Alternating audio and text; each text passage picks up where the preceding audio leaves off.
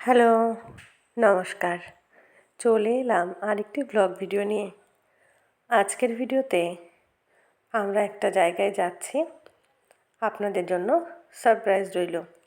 Skip না করে সম্পূর্ণ ভিডিওটিতে সাথে থাকবেন এই আশা রেখে আজকের ব্লগটি শুরু করলাম।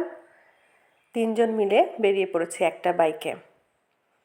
বাইক আরোহীর মুখটা একবার একটু দেখানোর অনুরোধ জানাবো।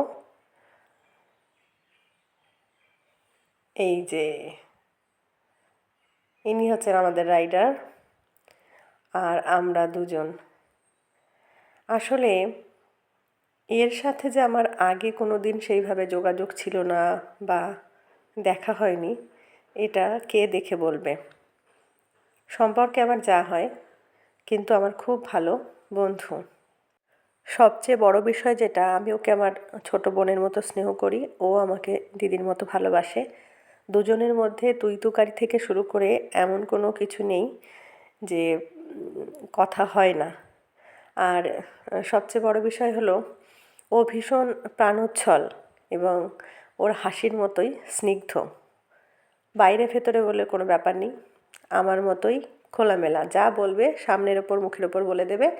তোমার ভালো লাগলে ভালো লাগলো, না লাগলে কিছু করার নেই। সেই জন্যই বোধহয় আমাদের বন্ডিংটা এত ভালো যে